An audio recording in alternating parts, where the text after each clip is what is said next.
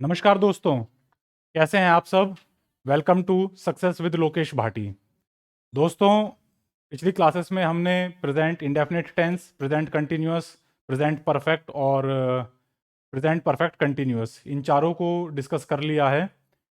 अब इम्पॉर्टेंट है कि जो पढ़ा है उसे थोड़ा सा रिवाइज करें, उसके ऊपर कुछ क्वेश्चंस करें, क्योंकि सीखा बहुत कुछ लेकिन उसे अप्लाई नहीं किया तो वो पूरा ज्ञान नहीं होता है।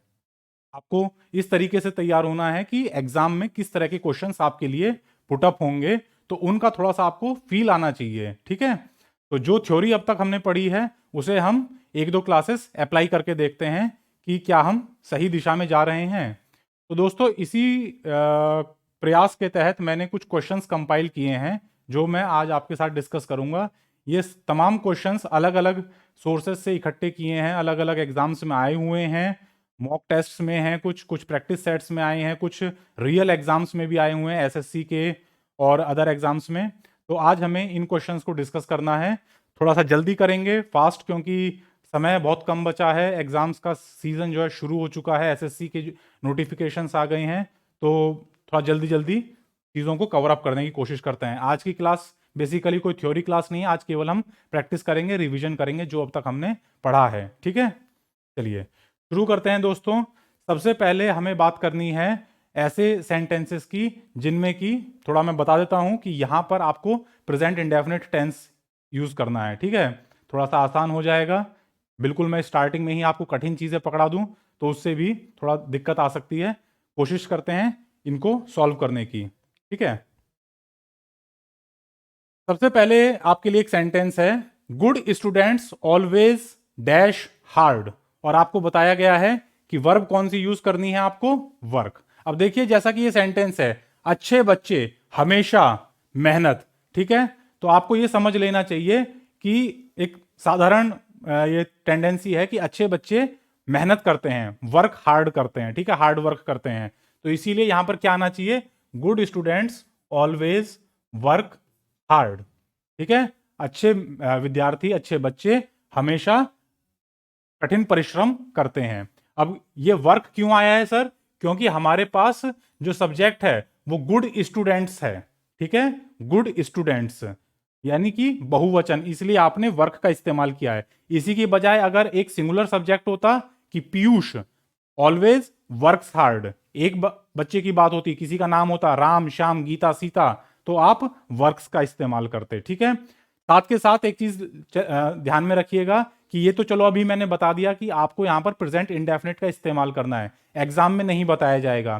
तो आपको इस तरीके से सोचना है कि ये एक आदत के बारे में बताया जा रहा है। अच्छे बच्चों की आदत होती है कि वो परिश्रम करते हैं। ठीक है, तो मैंने बताया था सबसे पहली क्लास में, जहां पर आदत का वर्णन हो उसे आप किस में बनाएंगे, प्रेजेंट इंडेफिनिट टेंस में बनाएंगे। ठीक है, हैबिट है ये।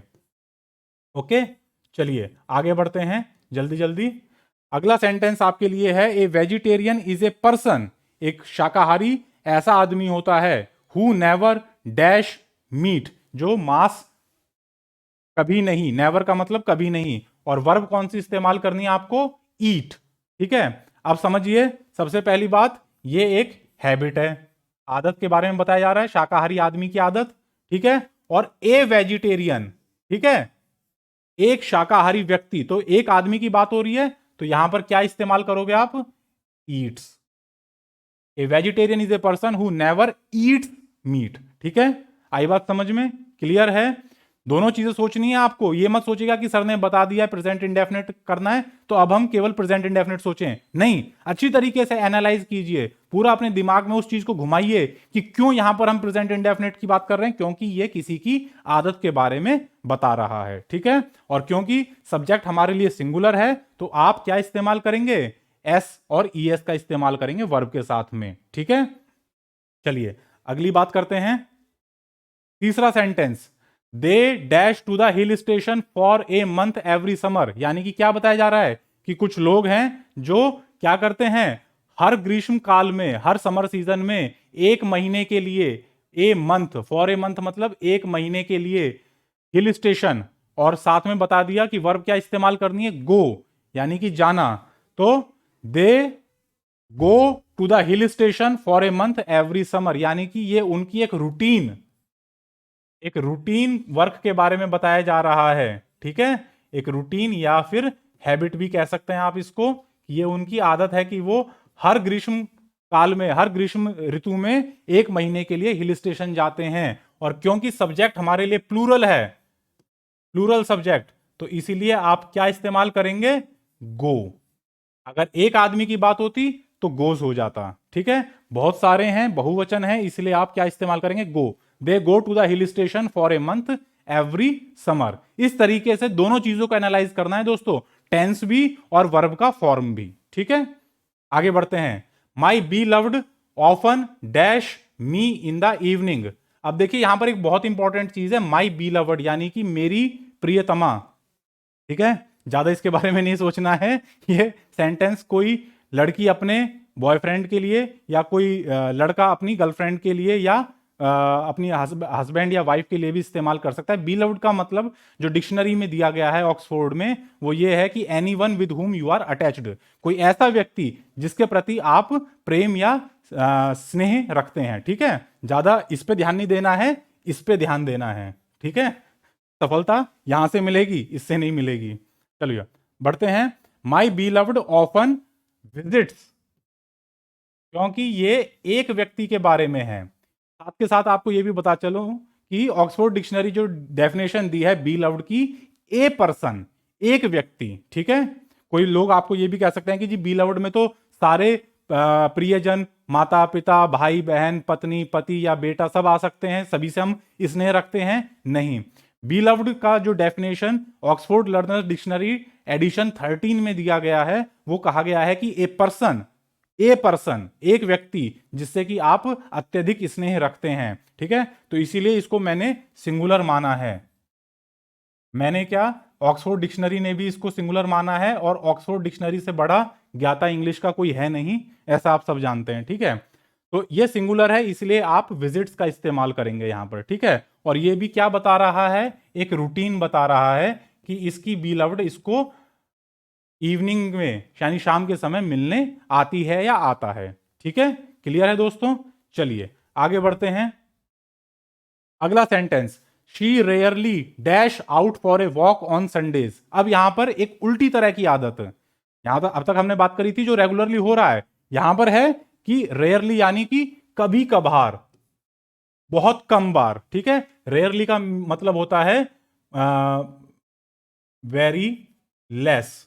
ठीक है, ऐसा काम जिसकी आवृत्ति बहुत कम है, जिसकी फ्रीक्वेंसी बहुत कम है, वो कभी कभार शाम के समय, संडे के दिन वॉक करने जाती है। ठीक है, तो ये क्या है? ये भी एक हैबिट है। ठीक है, और हैबिट के साथ में आप प्रेजेंट इंडेफिनिट का इस्तेमाल करेंगे, और ये देखेंगे कि हमारा सब्जेक्ट कैसा है, सब्जेक्ट का नंबर कैसा है? एक, शी, एक लड़की के बारे में, तो इसीलिए शी रेयरली गोज। ठीक है, she rarely goes out for a walk on Sundays, वो संडे के दिनों में कभी कभार घूमने जाती है। ठीक है, क्लियर है दोस्तों? चलिए आगे बढ़ते हैं। Mister Thakur usually dash up at 4 o'clock every morning. Mister Thakur कोई व्यक्ति हैं, वो आमतौर पर, यूजुअली का मतलब आमतौर पर, सामान्यतया। ठीक है, तो इन ये जो ऐसी एडवर्ब्स है ना, इनका आपको मतलब समझना है दोस्तों। ये एडवर्ब से मैंने आपको हर वीडियो में बताया है, जहां पर मैं लास्ट में आपको इंपॉर्टेंट टिप देता हूं एग्जाम्स के लिए, कि इस तरह के जो वर्ड्स हैं, हर टेंस के कुछ स्पेशल वर्ड्स हैं, वो आपको पहचानने में मदद करते हैं कि ये सेंटेंस किस तरह का टेंस लेगा। ठीक है, मिस्टर ठाकुर आमतौर पर कितने बजे उठते हैं? 4 o'clock एवरी मॉर्निंग, हर सुबह 4 बजे वो उठ जाते हैं। तो ये क्या बता रहा है? इनकी हैबिट बता रहा है। ठीक है, तो सर प्रेजेंट इंडेफिनिट का इस्तेमाल करेंगे।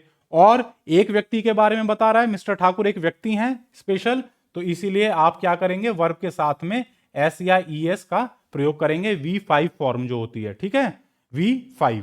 ओके, क्लियर है दोस्तों चीजें? चलिए आगे बढ़ते हैं, अगला सेंटेंस लेते हैं।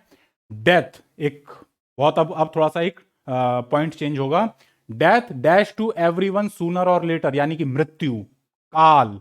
ठीक है, मरण डैश टू एवरीवन, हर किसी को, सूनर और लेटर यानी कि जल्दी या बाद में। एक आपको हिंदी में पता होगा कि मृत्यु सबकी आनी है, या तो जल्दी आएगी किसी की देर में आएगी, पर आनी जरूर है। इस धरती पर कोई अमर नहीं है। तो ये क्या है? ये ना तो हैबिट है और ना रूटीन है, ये क्या है? Universal truth.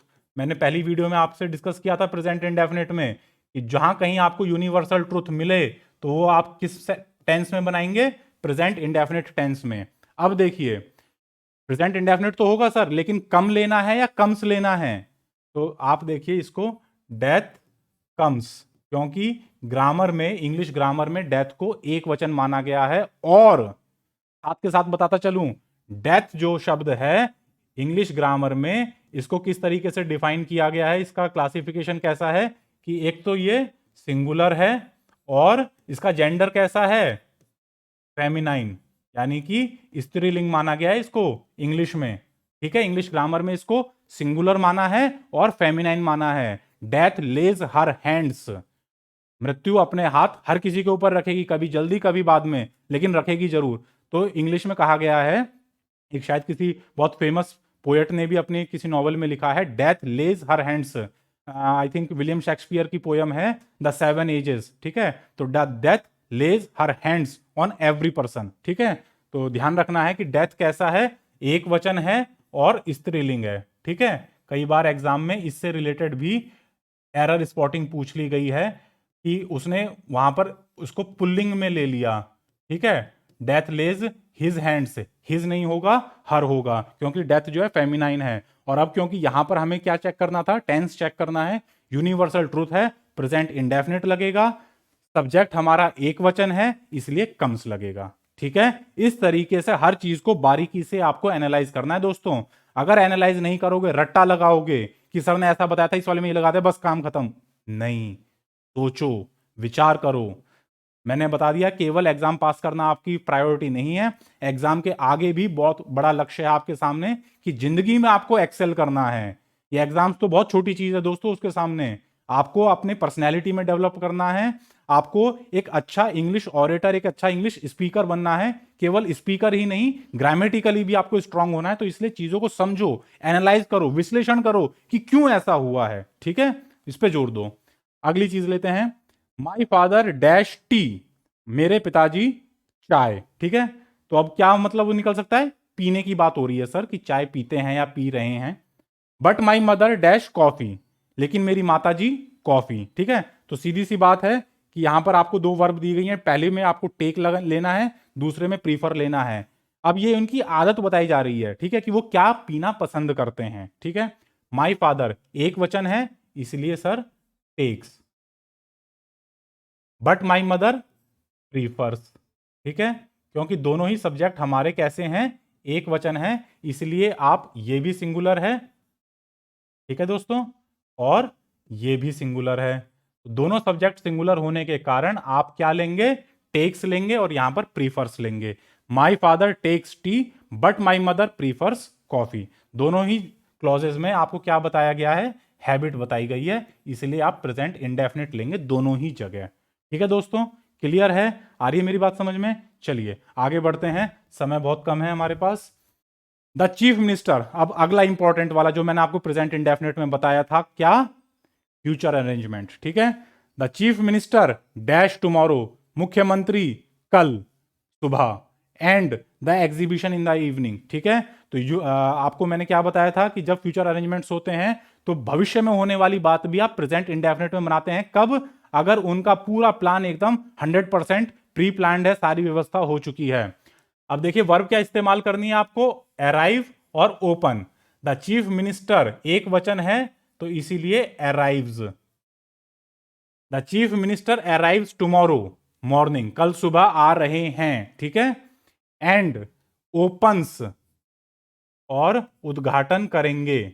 इनॉग्रेट्स भी कह सकते हैं, ओपन्स भी कह सकते हैं। इनॉग्रेट और अच्छा शब्द होता है इसमें कि, लेकिन क्योंकि एग्जाम में जब ये पूछा गया था तो ओपन वर्ड दिया था, इसलिए मैं आपको प्रैक्टिस में यही दे रहा हूं।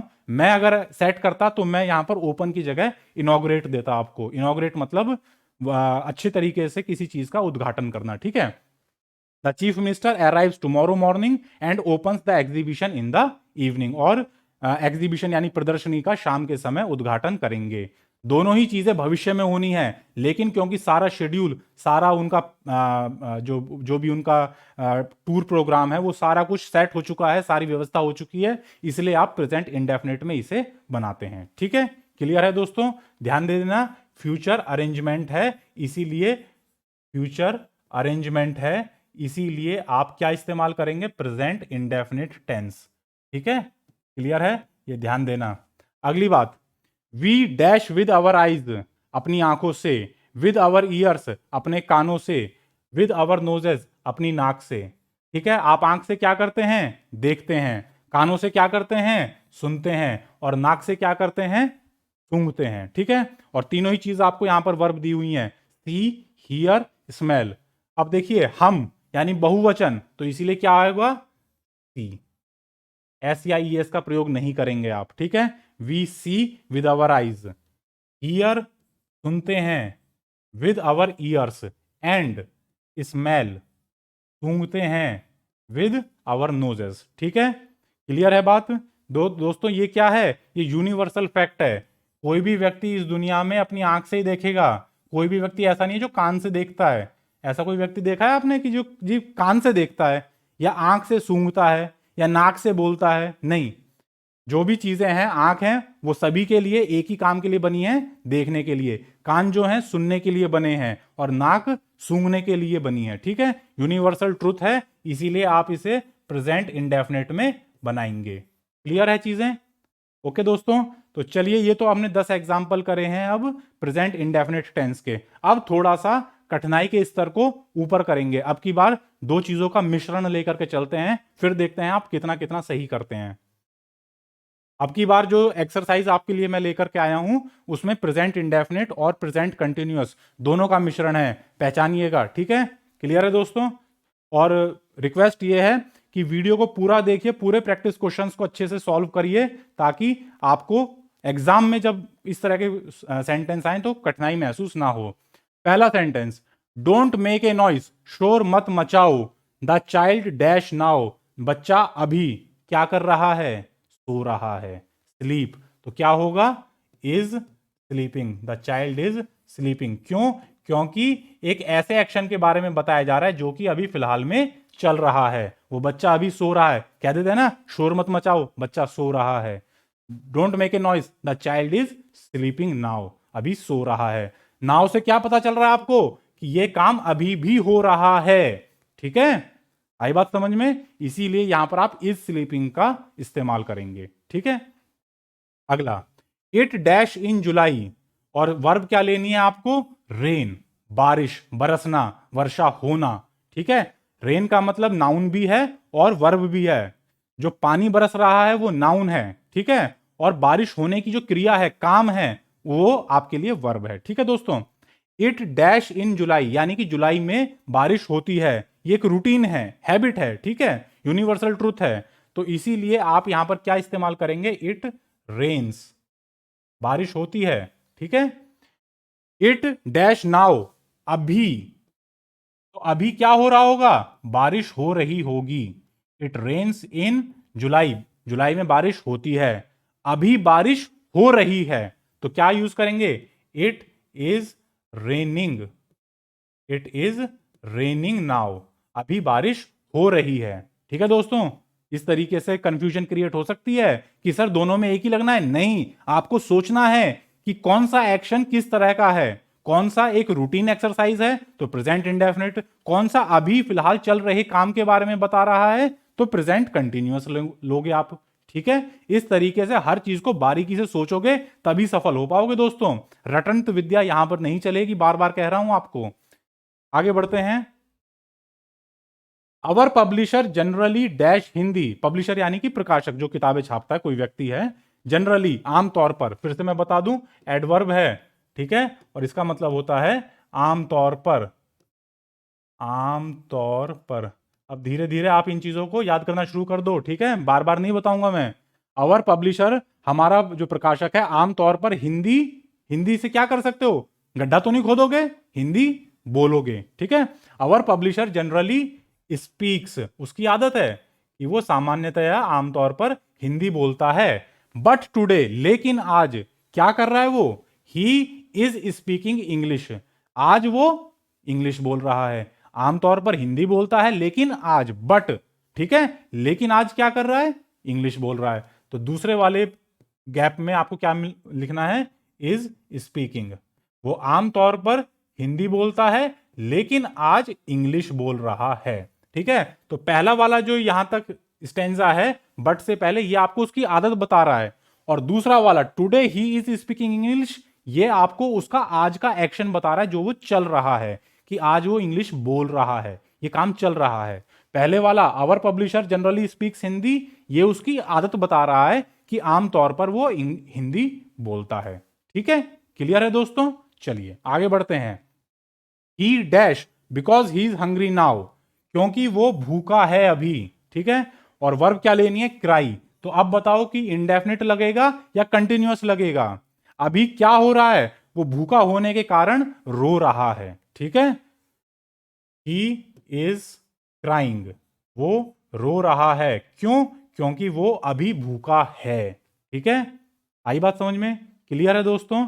He is crying because he is hungry now, continuous action है, अभी भी चल रहा है, इसीलिए आप यहां पर प्रेजेंट कंटिन्यूअस का इस्तेमाल करोगे। क्लियर है दोस्तों?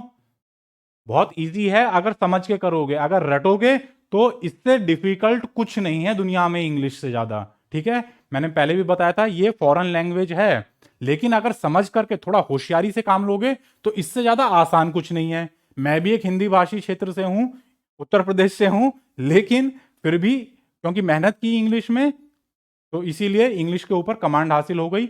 अभी भी ऐसा नहीं है कि मुझे सब कुछ आता है, अभी भी बहुत कुछ सीखना है और बहुत कुछ सिखाना है। ठीक है दोस्तों, चलिए आगे बढ़ते हैं। The workman dash the road near our house, यानी कि जो काम करने वाले मजदूर हैं वो हमारे घर के नजदीक की सड़क, रोड नियर अवर हाउस, हमारे घर के नजदीक की सड़क। अब सोचिए कि क्या ये ऐसी चीज है जो डेली होती है, जो रूटीन में होती है, जो हैबिट है, कि जी सर उन मजदूरों की आदत है, वो डेली आते हैं, गड्ढा खोदते हैं हमारे घर की सड़क के, हमारे घर के सामने की सड़क में, और उसे ठीक करते हैं। ऐसा काम तो नहीं हो सकता, वो अभी उसकी मरम्मत कर रहे हैं, रिपेयर। ठीक है, तो क्योंकि ये चीज अभी हो रही है तो इसीलिए आप क्या इस्तेमाल करोगे, आर रिपेयरिंग। अब देखना ध्यान से, वर्कमैन MAN नहीं है, MEN है। तो MEN जो होता है क्या होता है, प्लूरल होता है, बहुवचन, बहुत सारे मजदूर। मेंस बहुत बच्चे यूज कर देते हैं, नहीं मेंस नहीं होता है, मैन, MAN मैन, और आदमी, और उसका बहुवचन होता है MEN। ठीक है, जिन बच्चों को बिल्कुल बेसिक पता नहीं है वो सीख लें। ठीक है, द वर्कमैन आर रिपेयरिंग, तो क्योंकि बहुत सारे हैं, बहुवचन है, इसलिए आपने आर का इस्तेमाल किया है। अगर एक आदमी होता, एक मजदूर होता, तो क्या इस्तेमाल करते, इज। ठीक है, क्लियर है दोस्तों? चलिए आगे बढ़ते हैं। The clouds dash across the sky, बादल आसमान में, तो क्या कहते हो, आसमान में बादल मंडरा रहे हैं। ठीक है, कई कविताओं में भी पढ़ा होगा आपने, आसमान में बादल मंडरा रहे हैं। The clouds are moving across the sky, the clouds are moving, क्योंकि ये अभी के चालू एक्शन या काम के बारे में बता रहा है। और क्लाउड्स बादल, बादलों का झुंड होता है ना, बादल कभी एक तो चलता नहीं है, झुंड में चलते हैं बादल। ठीक है, तो क्लाउड्स क्योंकि प्लूरल है तो इसीलिए आप वर्ब कैसे इस्तेमाल करोगे, हेल्पिंग वर्ब कैसी लोगे, आर। एक होता तो इज का इस्तेमाल करते, और क्योंकि ये एक्शन चल रहा है तो इसीलिए आप कंटिन्यूअस का इस्तेमाल करोगे, वर्ब के साथ में ING का प्रयोग होगा यहां पर। ठीक है दोस्तों, क्लियर है चीजें? आइए आगे बढ़ते हैं। अगला सेंटेंस हमारे लिए, my watch dash good time, मेरी घड़ी और सही समय बताती है। ठीक है, ये उसकी आदत है, ये विशेषता है, तो इसीलिए ऐसा मत कर देना माई वॉच इज कीपिंग, नहीं, my watch keeps good time, ये घड़ी की विशेषता बताई जा रही है कि मेरी घड़ी सही समय बताती है। ठीक है, my watch keeps good time, good time का मतलब अच्छा समय नहीं है, सही समय। ठीक है, ये कुछ वर्ड्स आपको स्पेशल यूसेज में सीखने हैं कि वर्ड टू वर्ड ट्रांसलेशन नहीं होता है हमेशा, इंग्लिश में आप ऐसा नहीं है कि हिंदी के शब्दों का एज इट इज रूपांतरण करोगे और सही सेंटेंस बन जाएगा, नहीं, कभी कभार आपको थोड़ा सा दाएं बाएं करना पड़ता है। वो सारी चीजें आप समय के साथ साथ सीखोगे। अभी फिलहाल हमें टेंस के ऊपर फोकस करना है। मेरी घड़ी, एक घड़ी की बात हो रही है, इसलिए कीप्स इस्तेमाल करोगे आप, ठीक है। अगर बहुत सारी घड़ियां होती तो कीप लेते। क्लियर है। और क्योंकि ये इसकी हैबिट या स्पेशलिटी, विशेषता के बारे में बता रहा है, तो आप क्या लेंगे, प्रेजेंट इंडेफिनिट टेंस का इस्तेमाल करोगे। ठीक है दोस्तों, क्लियर है चीजें। चलिए आगे बढ़ते हैं। एक और बहुत बढ़िया sentence, Fortune dash the brave. बहुत फेमस लोकोक्ति है, ये प्रोवर्ब है कि भाग्य किसका साथ देता है, बहादुर का। यूनिवर्सल ट्रूथ है, लोकोक्ति है, सही बात है। इसीलिए आप यहां पर क्या लेंगे, फॉर्चून फेवर्स, साथ देता है भाग्य। ठीक है, फॉर्चून मतलब भाग्य, किसका साथ देता है, बहादुर का। ठीक है, जो व्यक्ति बहादुर हैं, जो फैसले, मजबूत फैसले लेते हैं, भाग्य भी उन्हीं का साथ देता है, कमजोरों का साथ नहीं देता। ठीक है, तो अब क्योंकि ये प्रेजेंट इंडेफिनिट टेंस में बनाना है आपको, यूनिवर्सल ट्रूथ की बात है, तो इसीलिए आप इसको प्रेजेंट इंडेफिनिट टेंस में बनाएंगे। Because it is a universal truth, you will form the sentence in present indefinite tense. और फॉर्चून, भाग्य को इंग्लिश ग्रामर में एक वचन माना गया है। ठीक है, डेथ का भी बताया था ना मैंने, डेथ एक वचन है, इसी तरीके से फॉर्चून, भाग्य भी एक वचन है। इस तरह की जो अमूर्त चीजें हैं ना, उनको अक्सर इंग्लिश ग्रामर में एक वचन लिया गया है। भाग्य, सुंदरता, बुद्धिमत्ता, अकलमंदी, ईमानदारी, जो ऐसी अमूर्त चीजें हैं जिनको आप टच नहीं कर सकते हो, उन्हें एक वचन ही माना गया है इंग्लिश ग्रामर में। ठीक है, वैसे तो अनकाउंटेबल होती हैं, जैसे ईमानदारी और चतुराई, ये अनकाउंटेबल है, लेकिन इनका जो नंबर है वो कैसा माना गया है, सिंगुलर माना गया है। ठीक है, चलिए आगे बढ़ते हैं। ही डैश डेविड कॉपरफील्ड।